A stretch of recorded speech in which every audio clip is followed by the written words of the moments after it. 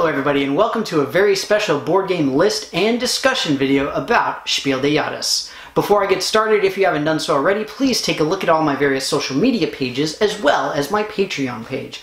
On all those, you'll be able to interact with myself as well as my channel in all sorts of fun, interesting, and cool ways. Getting right into today's video, it's more of a discussion than it is a list. What I'm going to do is I'm going to talk about the most recent winners of Spiel Des Jahres. And Spiel Des Jahres is German for Game of the Year. It's an award that's given mostly to a light to medium weight game that really embodies a lot of what makes board games great. So we're talking about good mechanics, wonderful experience, good to play with families a lot of times, all of that kind of stuff. And so what I'm going to do is I'm just going to go down the list starting with 2009 up until now, 2018, and just discuss each individual game and what I think of it personally. But that said, you guys know I love hearing from you. What are your personal favorite games on this list? What are your favorite previous Spiel Des Jahres winners? All of that kind of stuff. But without further ado, we're going to get started with the 2009 winner, which is Dominion. Dominion, not Dominion. Now, me personally, you guys know I'm not a huge fan of Dominion. I love deck builders, but Dominion just doesn't work for me anymore. But the fact is that at the time, in 2009, this was the first deck builder that ever came out, and so it was a very new, different, interesting, and honestly very fun mechanic for what it was. That said, since then, there have been new games that do it a little bit better in my opinion, but you cannot go wrong with the OG. And if you like deck builders, I know a lot of people still like this, but I'm more privy to like Dominion intrigue personally. Now, next up is Fixit from 2010. Fixit is a very interesting, not quite blind betting, but sort of close to it game where you have kind of the judgment of Cards Against Humanity or Apples to Apples, but it's all very pictorial, it's all very visual. And I really love this game as a party game. It's not really strategically deep, but it's not intended to be. And again, the Spiel Des Jahres winners in general are not super strategically deep. That's not what the award is designed to indicate. And in this case, this game, you have an image, the person describes whatever they say, people put down something that seems similar, and everybody votes on what they think the speaker or the judge picked, and whoever gets the most points wins. Again, great party game, wonderful family game, but look past it if you want something with a little bit more strategic depth than that. Next up is Corkle. Corkle is an interesting game that I've honestly never played, but I've heard a decent amount about. The idea is that you have tiles that represent shapes and colors, and you need to have columns or rows that have the same shape in different colors or the same color of different shapes. It's a really intriguing sounding game, and I am a big fan of abstracts. You see a decent number of abstracts in Spiel Des Jahres, but again, I've not personally played it. It has wonderful reviews, and it really seems like the kind of game that I would like. It's kind of Scrabble-ish in the sense of trying to line things up, almost like Sudoku, I guess, as well. But it seems pretty neat. I'd like to play it at some point. I'll probably be able to. Next up is Kingdom Builder. So Kingdom Builder is actually another game by Donald X. Vaccarino, the same designer as Dominion. And in Kingdom Builder, you have a hex-based map that you are trying to go and control territory, get gold, all of that kind of stuff. And honestly, I'm not a huge fan of it.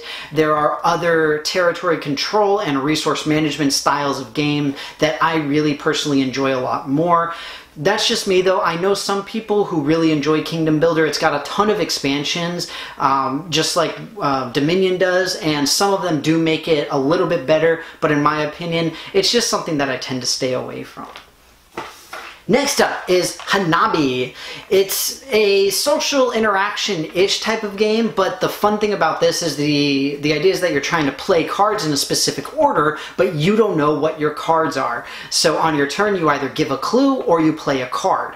And it's kind of interesting because there's a lot of social interactivity, which is something that you're not going to see with a lot of the games on this particular list, or in the last 10 years of Spiel Des Jahres, I should say. But at the same time, it's pretty pretty fun. It's one that I find to be the most polarizing on this list though, where people either really, really enjoy it or they completely hate it and refuse outright to play it.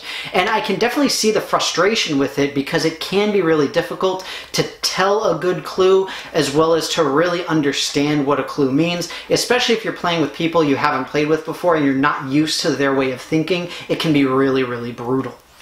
Right? After Hanabi, we have Camel Up, which is one of my favorite racing games. And it's really interesting because you have not only a generalized racing mechanic, but you also have a betting mechanic.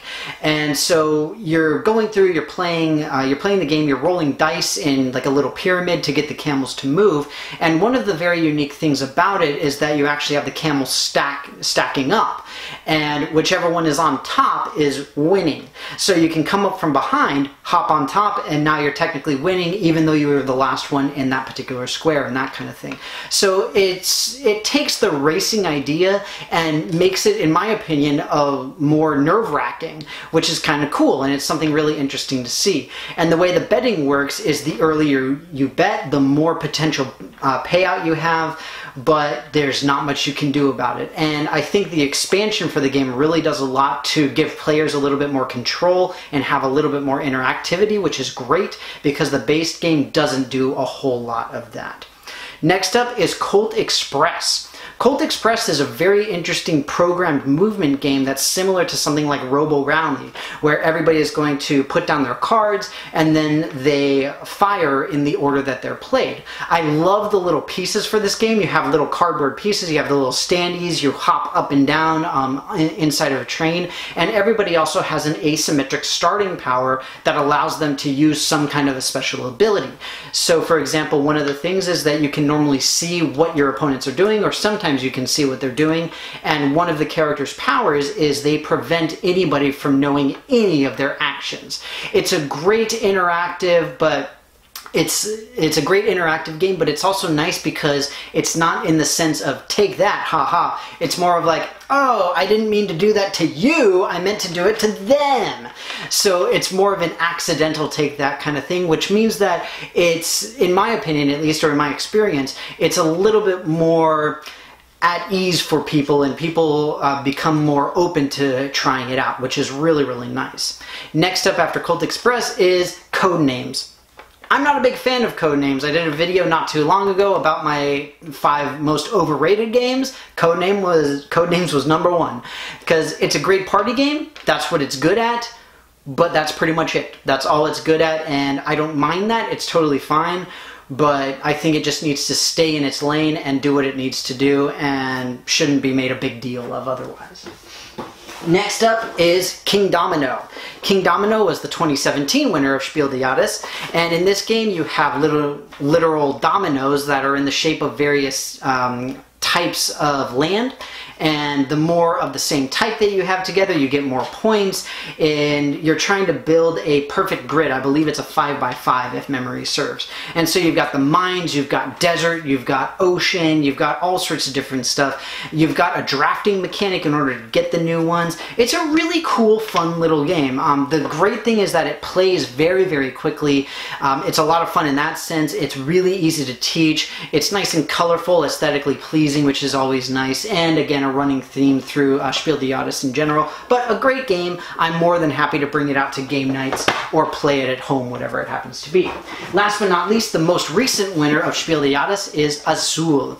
This is a wonderful tile drafting game where you're trying to recreate a specific pattern on a motif. And the way that you do that is by adding tiles one by one onto them, by stacking them up in a specific way. If you want, I did a full review and game demo of this so that y'all can see exactly how it plays out. But it's a really great game, tremendous aesthetic. I love the feel of the pieces, which is absolutely wonderful.